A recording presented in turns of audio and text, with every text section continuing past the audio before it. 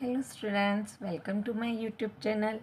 अभी हम करने जा रहे हैं क्वेश्चन नंबर 1 ऑफ एक्सरसाइज 3.2, जिसमें हमें ये पेयर ऑफ इक्वेशन को सॉल्व करना है एलिमिनेशन मेथड से और सब्स्टिट्यूट मेथड से।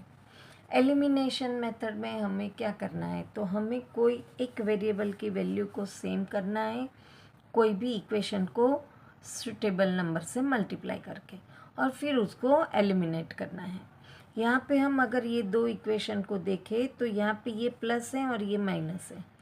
तो हम अगर ये इक्वेशन को 2 से मल्टीप्लाई करते हैं तो 4y आ जाता है, तो सेम हो जाएगा।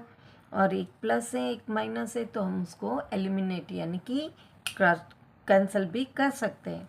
तो यहाँ पे लिखेंगे मल्टीप्लाई इक्वेशन 2/2। अब इसको मल्टीप्लाई करेंगे, उसको यहाँ पे लिखेंगे 2 2 ज़ा 4x माइनस 2 2 ज़ा 4y इक्वल टू 2 2 ज़ा 4। ये हमारा इक्वेशन बन गया 3। अब इनको हम ऐड करेंगे, तो ये प्लस है माइनस से कट हो गया। यहाँ पे हुआ 4 + 3 7x एंड 10 + 4 14। अब x हमें ढूंढना है, तो ये मल्टीप्लिकेशन में है, सामने जाएगा तो डिवीज़न में। तो हमें x की वैल्यू मिली 2। अब हम क्या करेंगे, put the value of x in equation 2। अब इक्वेशन 2 है 2x minus 2y equal to 2। उसमें हम x की जगह 2 रखेंगे।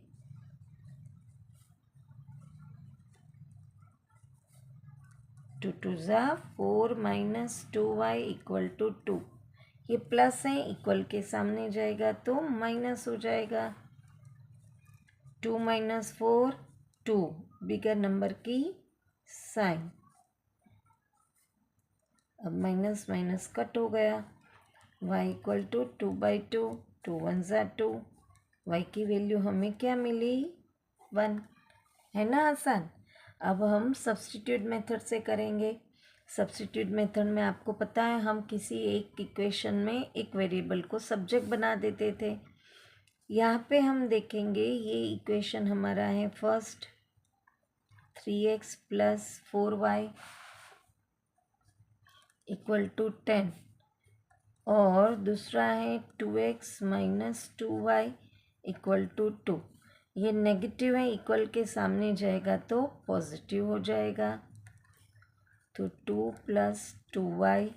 ये मल्टीप्लिकेशन में है, इक्वल के सामने जाएगा तो डिवीज़न में। ये हमारा इक्वेशन बन गया 3।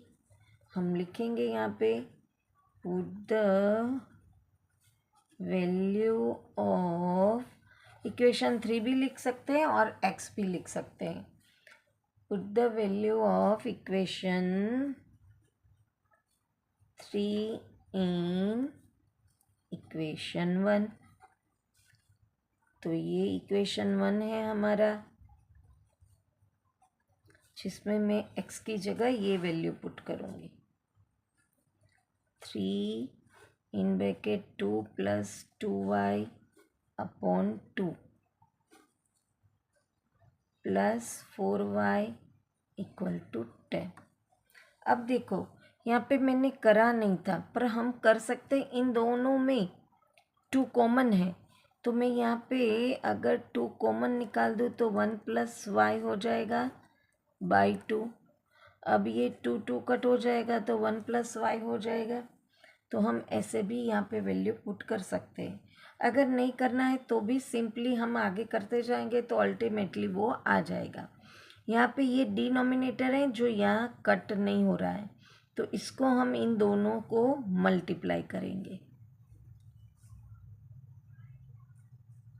3 2 ज़ा 6y by 2 + 4y equal to 10। अब देखो यहाँ पे डिनोमिनेटर डिफरेंट है, तो ऑब्वियसली मुझे एलसीएम लेना है। ये मेथड से भी कर सकते हैं, ये मेथड से अगर पुट करेंगे तो डायरेक्टली आंसर आ जाएगा, इतना लंबा हमें नहीं करना पड़ेगा। यहाँ पे अभी भी हम 6 को कॉमन निकाल सकते हैं, पर ये मेथड से भी आ जाता है, तो मैं ये भी करके बता रही हूँ। एलसीएम अगर 2 लेंगे तो यहाँ पे 2 करेंगे तो ये कट हो जाएगा, तो ये यही का यही रहेगा। यहाँ पे 2 करेंगे, कट नहीं होगा, तो 4 2 ज़ा 8y। अब 10 यहाँ डिवीज़न में है, 2 यहाँ डिवीज़न में, जो ऊपर जाएगा तो मल्टीप्लिकेशन में।